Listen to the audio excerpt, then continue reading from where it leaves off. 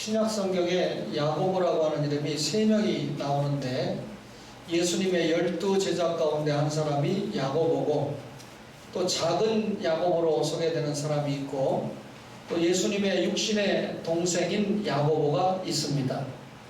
오늘 이 야고보서를 기록한 사람은 주님의 동생 야고보인데 첫 교회로 세워진 예루살렘 교회의 지도자 역할을 했고 또 안디옥 교회와 예루살렘 교회 대표가 모여서 진행되는 총회에서 의장, 사회의 역할을 했던 사람이 이 야고보입니다.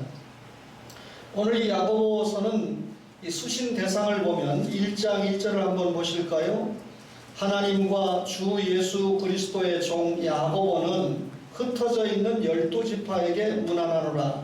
12지파가 언급된 것을 보면 수신자가 흩어진 유대인 성도다라고 하는 것을 알 수가 있습니다. 그러나 2장 1절을 또 한번 보세요. 2장 1절에 보면 내 형제들아 영광의 주 곧 우리 주 예수 그리스도에 대한 믿음을 너희가 가졌으니 사람을 차별하여 대하지 말라 라고 하는 말씀을 보면 유대인 형제뿐만 아니라 믿는 모든 성도들에게 이 편지를 보낸 것이다 라고 하는 것을 알 수가 있습니다. 신약 성경에 이 서신서로 알려진 성경 가운데 무려 13권을 바울 사도가 기록을 했는데 그 외 여러 사도들이 쓴 이 편지를 묶어서 우리가 공동서신이다 이런 말을 사용하는데 그 공동서신 가운데 첫 번째 편지를 우리가 야고보서다 이렇게 볼 수 있습니다. 그런데 야고보서를 읽어보면 신약의 잠언서다 이렇게 말하는 분들이 꽤 있는데 이유는 신앙을 실천해야 된다. 그리고 삶에 있어서 신앙의 지혜를 가지고 살아야 된다라고 하는 것을 강조했기 때문에 신약의 잠언서다 이렇게 말하기도 합니다. 그러면 주님의 동생 야고보가 이 성경을 왜 기록을 했을까요? 초대교회는 여러 박해를 받고 있었습니다. 특별히 예배당도 없었지요. 거기에다가 유대인들이 박해를 하다가 나중에는 또 로마 정부가 기독교 신자들을 엄청나게 박해하지 않았습니까? 이런 박해를 막아낼 만한 고관대작이 없었습니다. 초대교회 성도들은 대다수가 하층민이었을 뿐만 아니라 불신 세상에서 살아가는데 여러 가지 제약이 있었기 때문에 정말 이 교회 생활, 신앙생활 한다는 게 얼마나 어려운지 모릅니다. 그런 가운데 교회 내부적으로 갈등이 있었습니다. 이런 외적인 박해와 내부적인 갈등을 봉합하는 데 있어서 예수님께서 주신 교훈을 실천하고 살아야 된다. 이것이 해결할 수 있는 방안이다 라고 제시가 된 책이 야고보서입니다. 야고보서는 5장이니까 그렇게 긴 장이 아니죠.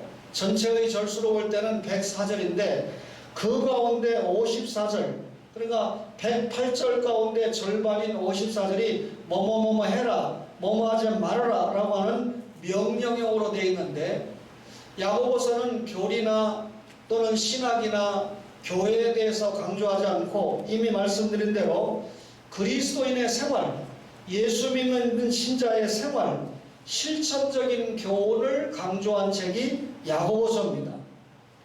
야고보는 결국 이 복음을 볼 때 신앙의 결과인 행위에서 이 복음을 바라보고 있습니다. 그러니까 하나님의 계시를 볼 때 예수 믿고 구원받은 신자가 삶을 어떻게 나타내느냐 하는 관점에서 복음을 바라보았다 이렇게 볼 수 있습니다.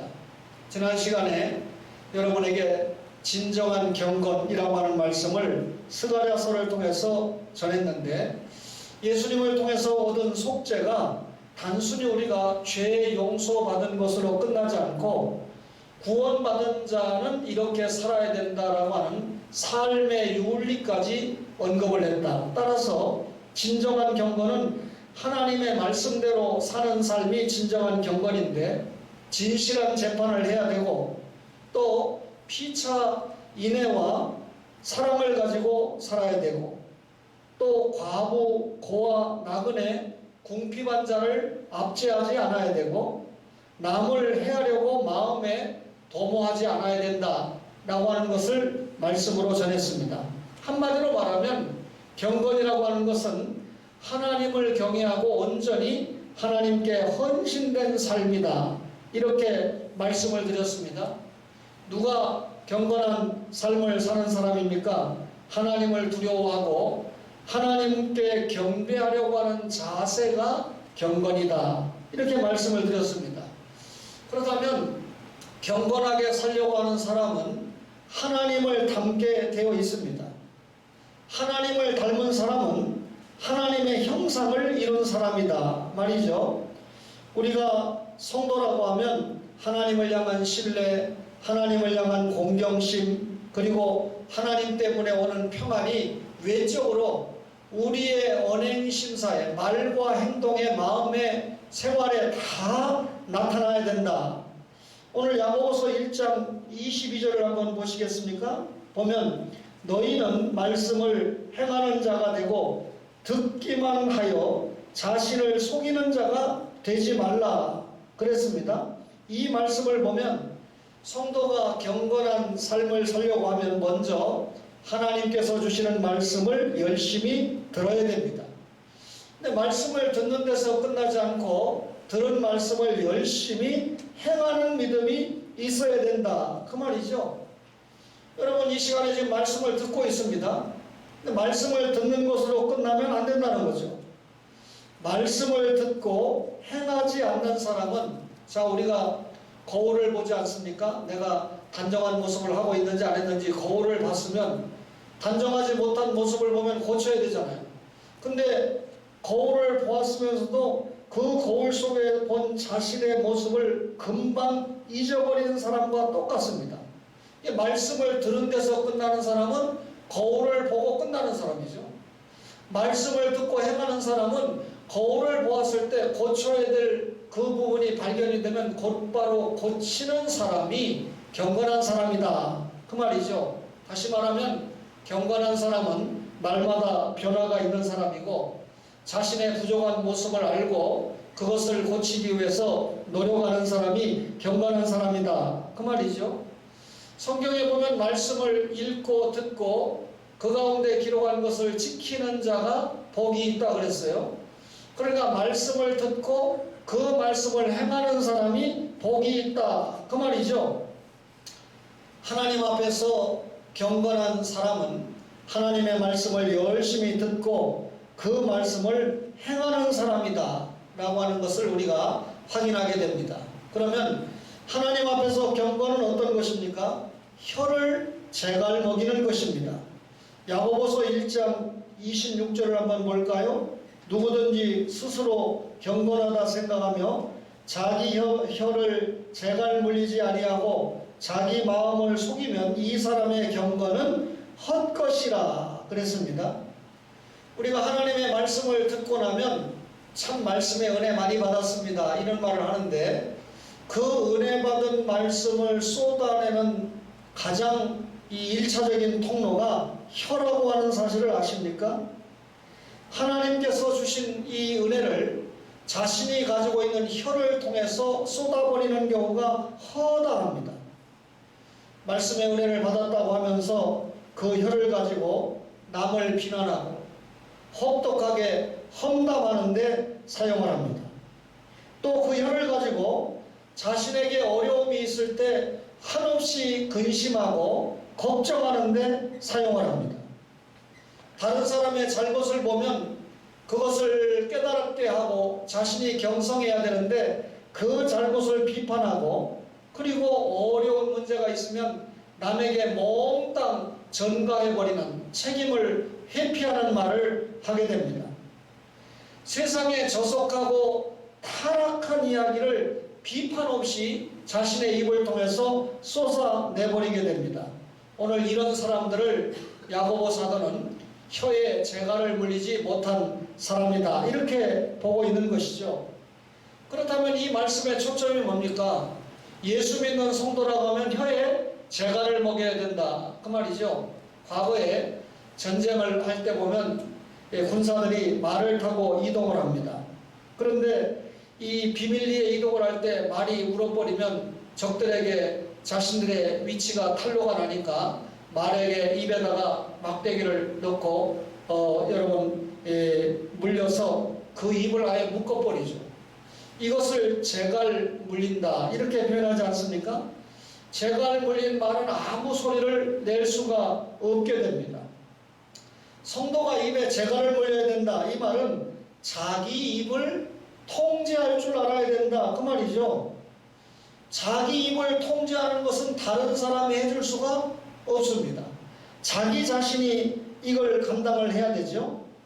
재갈을 먹이는 심정으로 다스리지 않으면 성도가 자기 자신을 제어하기가 어렵다. 그 말입니다. 사람들은 누구라도 덧대지 않는 이야기, 남의 이야기하는 것을 참 좋아합니다. 그렇기 때문에 잠시 동안이라도 자신을 제어하지 않으면 은혜를 소멸시키는 잘못된 말들을 그 입으로 쏟아놓기가 일수다. 그 말이죠. 따라서 예수 믿는 성도는요, 신앙의 양심에 의해서 선별된 것만 말할 수 있어야 됩니다. 그런데 이게 얼마나 어렵습니까? 야고보서 3장 8절을 한번 보실까요? 혀는 능히 길들일 사람이 없나니 쉬지 아니하는 악이요 죽이는 독이 가득한 것이라 그랬습니다. 혀를 길들일 사람이 없대요. 쉬지 아니하는 악이고 죽이는 독이 가득하다고 말씀합니다. 여러분, 그러니 혀를 통제한다는 게 얼마나 힘이 됩니까? 거기다가 성도는 자기의 마음을 속여서는 안 된다 그랬죠. 우리가 하나님의 말씀을 비추어 보면 얼마나 더러운 존재인가 보게 됩니다. 반드시 말씀을 보게 되면 우리의 더러움을 보게 돼 있습니다. 이때 우리는 세리와 같이 가슴을 치고 통곡하고 울어야 됩니다. 그리고 남을 험담하거나 비난할 만한 이유가 나에게 하나도 없다. 내가 너무 부족하다. 내가 죄인이다. 오히려 남에게 내가 험담을 받고 비난을 받을 만한 그런 형편없는 존재다 라고 하는 걸 깨닫게 됩니다. 하나님의 말씀 앞에서 자기를 바로 알고 그 말씀 앞에서 자기 자신의 모습을 정확하게 본 성도의 모습이라는 것이죠. 그런데 오히려 성도가요, 자기 자신을 항상 선한 사람의 위치에 놓는 약점을 가지고 있습니다. 나는 세리와 같은 사람이 아니다. 바리새인들은 그렇게 생각했죠. 우리가 그런 입장에 서 있다는 것입니다. 자신은 신앙이 깊다고 생각합니다. 사실 신앙이 깊은 사람일수록 자기 자신을 깊이 알고 그리고 하나님 앞에 내가 죄인이다 라고 통에 자복하지 않습니까? 그런데 자신을 선한 사람이나 자신을 믿음이 좋은 사람의 위치에 올려놓는 사람은 다른 사람은 다 잘못하고 있다. 다른 사람들은 다 잘못 믿고 있다 라고 판단합니다. 그러니까 이런 사람들의 사고는 늘 부정적인 논리에 빠져 있게 되죠. 언제나 보면 아무개는 검은 사람이고 아무개는 흰 사람이다 라고 하는 흑백 논리에 빠지게 됩니다. 이런 사람은 성경은 혀를 재갈먹이지 못한 사람이다 이렇게 보고 있는 것이죠. 그러면 우리가 남에게 전혀 말을 안 해야 됩니까? 말할 때가 있습니다. 그 본인이 그 자리에 있을 때 말하는 것은 여러분 상관없는 내용으로 말할 수 있다는 거죠. 본인이 있을 때 본인에게 직접 충고하고 책망하는 말을 해야 됩니다. 본인에게 할 수 없는 말을 제3자에게 책임 없이 말하는 것은 옳지 못한 행동이 된다 그 말이죠. 따라서 성도에게 말을 금하는 것이 결코 아니고 말을 하되 덕이 되는 말을 하고 유익이 되는 말을 해야 된다 그 말입니다. 상대방에게 솔직하고 애정을 담아서 충고의 말을 하는 것이 얼마나 귀중합니까? 말을 해야 될 시간에 말을 하지 않는 것은 오히려 비겁한 일이죠. 저도 이렇게 설교를 여러분에게 잘 하고 있지만 혀가 내 몸에 붙어 있고 내 입안에 붙어 있기 때문에 다스리는 것이 결코 쉽지가 않은 것을 알게 됩니다. 사람이 자기의 혀를 스스로 잘 통제하고 있다면 누가 죄인이 되겠습니까? 따라서 우리는 죄인입니다. 부족합니다. 혀를 제갈먹이는 것 자체도 너무나 힘이 듭니다. 따라서 우리가 의지할 분은 누구뿐입니까? 나를 구원하신 그리스도를 의지해서 그를 닮아가려고 노력하는 수밖에 없죠. 주님, 저는 무능합니다. 주님, 저는 죄인입니다. 저를 붙들어 주시고 저를 다스려 주시고 하나님 앞에서 경건 생활할 수 있도록 제 혀에 제갈을 먹여주시기 원합니다 라고 의지하면서 날마다 성화를 끌어올려야 되는 것이죠. 하나님 앞에서 경건은 환난 당하는 사람을 돌보아주는 것입니다. 야고보서 1장 27절에 하나님 아버지 앞에서 정결하고 더러움이 없는 경건은 곧 고아와 과부를 그 환난 중에 돌보고 그랬습니다. 환난 당하는 이들을 위해서 기도를 해야 됩니다. 그리고 그 상대방의 아픔에 나를 대입시켜서 동일한 아픔을 같이 해야 됩니다. 그리고 기도하고 아픔을 같이 하다 보면 돕는 손길로까지 이어지는 것이죠. 이게 참된 경건이다 라고 가르쳐주고 있습니다. 여기서 말하는 환난이라고 하는 것은 경제적인 압박을 말하는 건데 세상에는 생활의 문제 때문에 염려를 하는 사람들이 얼마나 많습니까? 경제적인 어려움 때문에 내일의 꿈을 가지지 못하고 접은 채 살아가는 사람들이 대단히 많습니다. 뿐만 아니라 심리적으로도 고통을 받으면서 날마다 긴장 속에 살아가는 사람들이 많습니다. 부부간에, 부자간에 이런 긴장 관계 속에 사는 사람들이 참 많이 있죠. 여러 가지 환경적인 요인 때문에 어려운 여건 속에서 살아가는 사람들도 꽤 많이 있습니다. 오늘 성경에 보니까 이런 어려움을 당하고 있는 사람들을 대표해서 과부와 고아를 설명하고 있어요. 고아는 뭡니까? 아버지 어머니가 없는 사람이 고아죠. 또 자기 부모에게 버림받은 사람이 고아이지 않습니까? 따라서 고아에게는 언제나 외로움이 있고 또 부모에 대한 그리움이 있습니다. 다른 사람들의 이 부모가 어떻게 자녀를 사랑해주는 모습을 보면 그 어머니에 대해서 한없이 그리움을 느끼는 것이 고아이지 않습니까? 거기에다가 부모가 없으니까 생활에 어려움까지 느끼게 되잖아요. 과부는 남편과 사별한 사람을 과부라고 합니다. 그런데 분명한 것은 과부는 아니지만 여러 가지 이유 때문에 남편과 이혼하고 외롭게 혼자 사는 여인들도 세상에 많이 있습니다. 이런 분들은 외로움이 있고 또 남편이 없으니까 생활하는데 어려움이 있습니다.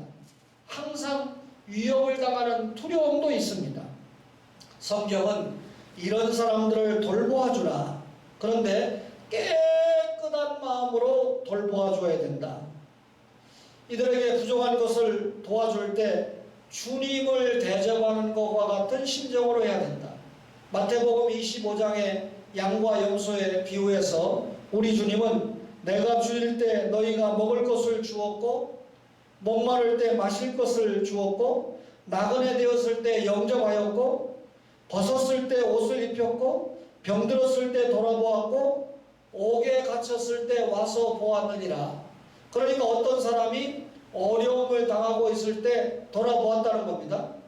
주님은 스스로 말씀하기를 내가 이런 어려움을 당했을 때 너희들이 나를 돌보았다 그러니까 양이 깜짝 놀래가지고 언제 우리가 그랬습니까? 그러니까 주님께서 이 지극히 작은 자 하나에게 한 것이 나에게 한 것이다. 과부와 고아를 돌보는 것이 남에게 한 것이 아니고 주님 자신에게 한 것이다. 이렇게 말씀합니다. 이 말씀을 통해서 신약에 기독교 윤리가 형성됩니다. 구약에서는 율법 중심의 생활, 언약 준수의 생활을 강조했지요. 그 율법이 신약에서는 기독교 윤리로 승화되는 겁니다. 하나님을 사랑하는 사람은 반드시 이웃을 사랑하는 지극히 작은 자 하나에게 한 것이 주님에게 한 것이다. 주님께서 이렇게 말씀하지 않습니까? 경건하게 살고자 하는 사람은 여러분 마음이 항상 고난 중에 있는 사람과 함께합니다. 경제적인 여유를 가진 사람이 자신이 가지고 있는 재물을 여러 어려운 사람을 위해서 쓰려는 마음을 가질 때 그는 더욱더 경건함에 이르게 된다. 실제로 예수 믿고 경건한 사람들이 보면 자신을 위해서 재물을 쓰는 건 굉장히 절제하고 어려운 이웃을 위해서 사용하는 데는 마음을 여는 사람을 우리가 대단히 많이 보게 됩니다. 이때 자신이 가지고 있는 재물은 상당히 가치 있는 것으로 사용이 된 것이죠. 여러분과 제가 특별히 우리 젊은 아들, 딸들에게 이상을 가지고 살아야 된다 이렇게 강조하는데 우리 반주하는 딸이나 학생 여러분, 여러분들이 이상이 커야 됩니다. 그렇죠? 앞으로 내가 어떠한 일을 통해서 어떤 일을 하겠다. 그 포부와 이상이 커야 됩니다. 그런데 여러분들의 생활만은 내려다보고 살아야 돼요. 그러니까 나보다 어려운 사람을 보면서 살 줄 아는 그런 생활 자세가 필요하다고 말입니다. 나보다 잘 살고 나보다 높은 위치에 있는 사람만 보면 스트레스가 되죠. 그런데 나보다 어렵고 나보다 고난받고 있는 사람을 보면 여러분 그 사람에 대해서 도와주고 싶은 그런 마음이 생기고 그 사람을 도울 수 있는 힘이 생기게 되지 않습니까? 여러분이 과소비라고 하는 말을 참 많이 듣게 되는데 과소비가 뭡니까? 자신이 가지고 있는 소유지만 그것을 지나치게 사치하면서 사는 사람들을 과소비다 이렇게 말하잖아요. 이런 사람들은 국민들의 마음을 위해하고 저해하게 됩니다.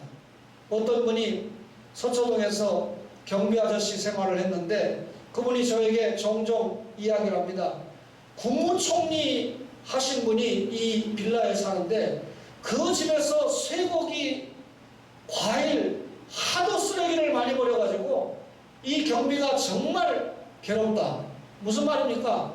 그 국무총리 했던 부인이 욕심이 많아가지고 그렇게 많은 선물을 받으면 좀 경비나 어려운 사람들에게 그때만 해도 70년대, 80년대니까 얼마나 춥고 배고플 때니까 좀 나눠주고 하면 좋은데 다 썩어서 버릴 때 쓰레기통에 내버린다는 거. 근데 이 증언을 제가 여러 차례 들으면서 지금도 전 국무총리 누구누구 하면 내가 당신이 하고 내가 무시하게 됩니다. 전혀 존경하는 마음을 가지지 못해요. 무슨 말인지 이해가 되죠? 여러분 여러 가지 면에서 사회에 악을 끼치고 있는 사람들 우리가 많이 보게 됩니다. 환난당한 사람들과 마음을 같이 해서 돌보는 사람들이 성도의 자세가 돼야 된다라고 하는 것을 말씀하는 거죠. 그러면 하나님 앞에서 경건이 뭡니까? 혀를 제갈먹이는 거죠. 하나님 앞에서 경건이 뭡니까? 환난당하는 사람을 돌보아주는 것입니다.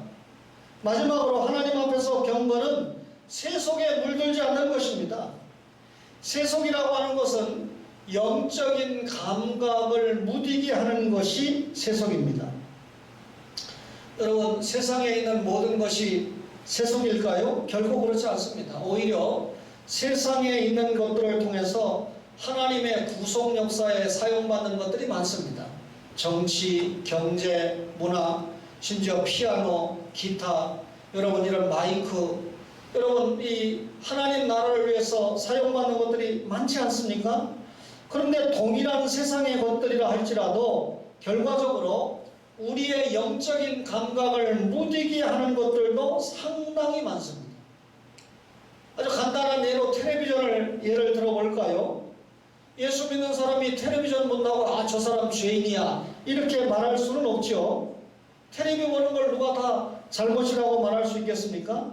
텔레비전을 보면 요즘은 우리에게 유익을 줄 만한 정보를 얼마나 많이 제공을 합니까? 하루 종일 직장에서 혹은 학교에서 공부하고 육신이 지쳐 있는데 그 일과를 마치고 휴식을 취하면서 유익한 정보를 주는 텔레비전을 보고 쉬는 것은 다음 날을 준비하는 유익한 일이 될 수도 있는 것입니다. 그런데 오늘 주일이지 않습니까? 주일날 주님 앞에 와서 예배드리고 하나님 앞에 봉사 헌신해야 되는데 텔레비전 앞에서 계속 텔레비전만 보고 있다면 주일에 영적인 일을 도모하지 않고 텔레비전에 취해 있다면 결국 영적으로 힘을 얻지 못하지 않습니까? 거기다 나아가서 아주 조속하고 음란한 영상을 보면서 한없이 세상의 더러움에 취하여 있다면 그것은 세속에 물든 성도의 모습이 될 것입니다. 성도는 세상 것들을 이용해서 거룩함을 이루어가야 됩니다. 그런데 오히려 세상 것들 때문에 주님을 멀리하고 그리스도를 위해서 살지 못하게 되는 모습을 우리가 많이 보게 됩니다. 과거에만 해도 정말 하나님 앞에 경건의 모습을 가진 장로님, 목사님, 성도님들을 참 많이 발견할 수 있었습니다. 그런데 요즘은 예수 믿는 성도 그리고 교회에서 귀중한 직분을 받은 분들이 오히려 주님을 더욱 멀리하고 그리고 그 주님을 위해서 살지 못하는 모습을 많이 발견하게 됩니다. 이런 삶을 우리가 결국은 세속이다 이렇게 말하잖아요. 오늘 이 교회가 만난 어려움 가운데 하나가 교회 세속화입니다. 이 무슨 말이냐면 우리 어린 학생들은 잘 모르지만 우리가 어렸을 때 1960년대 참 우리나라가 가난했거든요. 지금 여러분 이 군부 쿠데타가 아직도 일어나가지고 혼란하게 하는 버마, 미얀마라고 하는 나라는 1960년대만 해도 아시아에서 두세 번째로 잘 살았던 나라입니다. 그리고 우리는 뭐 뒤에서 두세 번째 경제력을 가지고 있던 나라죠. 여러분 1970년대 초까지만 해도 저 북한이 우리보다 훨씬 더 잘 사는 나라였습니다. 그러니 여러분 이 박정희라고 하는 사람이 5.16을 통해서 정권을 잡고 난 다음에 잘 살아보세 경제개발 5개년 계획을 통해서 계속해서 이 나라 산업화 경제화를 이루었는데 오늘 이 민주화 세력이라고 하는 분들도 인정하잖아요. 박정희의 산업화 경제성공 인정하잖아요. 다만 한 가지 아쉬운 것은 그분이 예수를 믿고 산업화를 이끌었던 대통령이었다면 얼마나 좋았을까. 다시 말하면 이승만이나 김영삼이나 이명박과 같은 믿음을 가졌던 분들이 그런 혁혁한 공을 이끌었다면 오늘 이 기독교와 크리스찬들을 위해서 얼마나 좋은 영향을 미쳤을까 하는 생각을 해보니까 아쉽습니다. 그런데 박정희 대통령 당시 이 나라에 뭐 거의 국시에 가까울 정도로 성장, 경제 성장 이렇게 하다 보니까 교회도 따라서 성장. 교회가 교인들의 숫자가 늘어나는 일이라면 수단과 방법을 가리지 않다 보니까 교회 안에 이루어야 될 하나님 앞에서 경건은 점점점 세속을 통해서 침해를 받게 됩니다. 그러니까 교회와 세상이 구별이 되어야 되잖아요. 교회는 성스러운 영역이고 세상은 말 그대로 세속적인 영역 아닙니까? 그러면 여러분이 성스러운 교회가 세속적인 영역을 변화시키고 이끌어가야 되는데 교회가 성장하면서 세속적인 영역으로 빨려 들어가면서 시간이 흐르니까 오늘날 세상으로부터 교회가 전혀 교회와 우리가 다를 게 없잖아요. 초대 예루살렘 교회가 이 보여준 모습은 믿지 않는 사람들이 칭송하고 경외할 만큼 두려워할 만큼 아주 구별된 거룩한 공동체였는데 오늘 교회 공동체가 불신사회와 구별이 안 되는 그런 공동체로 전락을 한 이면에는 성장 일변도의 세속화가 물들어 왔기 때문에 그렇습니다. 그래서 여러분 사도 요한은 일찍이 뭐라고 그랬습니까? 이 세상이나 세상에 있는 것들을 사랑하지 말라. 누구든지 세상을 사랑하면 아버지의 사랑이 그 안에 있지 아니하니 이는 세상에 있는 모든 것이 육신의 정욕과 안목의 정욕과 이생의 자랑이니 다 아버지께로부터 온 것이 아니요 세상으로부터 온 것이라 그랬습니다. 아담이 먹는 문제, 보는 문제, 욕심의 문제로 이기지 못해가지고 극복하지 못해서 범죄하지 않아요. 예수 믿는 사람은요, 이 예수님께서 공생의 초기에 세 가지 시험, 먹는 문제, 보는 문제, 욕심의 문제를 극복한 것처럼 육신의 정욕, 안목의 정욕, 이생의 자랑을 극복하고 살아야 됩니다. 사람이 먹는 문제 때문에 얼마나 많이 죄를 짓습니까? 또 사람이 눈으로 보는, 이 육신이 아니라도 눈으로 보는 문제를 가지고 얼마나 많은 죄를 짓습니까? 최근에 N번방 해가지고 징역 40년, 그러니까 살인죄보다도 엄청난 이 형량을 매기는 것을 보면서 변화된 모습을 보게 되는데, 어쨌든 여러분, 이 육신의 정욕, 또 안목의 정욕, 그 다음에 이생의 자랑, 자기가 가지고 있는 이 소유, 욕심을 여러분 자랑하라고 하나님께서 물질을 주고 자랑하라고 하나님이 재능을 주신 거 아닙니다. 예수 믿는 성도는 자기가 가지고 있는 것을 통해서 하나님을 사랑하고 이웃을 사랑하는 수단으로, 하나님을 섬기는 수단으로, 이웃을 사랑하는 수단으로 주신 것이거든요. 그런데 그렇게 살지 못하죠. 결국 세속에 물들어 버리면 자신의 영혼과 육신까지도 망치는 삶을 살게 된다, 그 말입니다. 여러분, 우리가 점점점 예수 믿는 신자가 세속과 멀어지고 오히려 세상의 것들을 활용해서 하나님께 선용하고 영광을 돌려야 되는데 자꾸 세상 속으로 빠져들어가고 구별하지 못하고 여러분 세속화되는 모습을 보이고 있다는 것이죠. 성도는 그런 사람이 아니고요, 세상을 이용해서 영을 이루어가는 사람들입니다. 이런 성도가 세상에 물들어가면 안 된다는 거죠. 성도는 세상에 빠지는 자가 아니고 하나님이 주신 세상을 이용해서 하나님 앞에 나아가는 자가 되어야 된다, 그 말입니다. 따라서 성도가 하나님 앞에서 이룬 경건은 결국 하나님의 영광을 높이 드러내게 된다는 것이죠. 사랑하는 초원의 가족 여러분, 하나님 앞에서 경건을 이루기 위해서 날마다 하나님의 말씀 속에서 성령의 도우심을 입고 나아가는 초원의 가족들이 되시기를 주님의 이름으로 간절히 바랍니다. 주신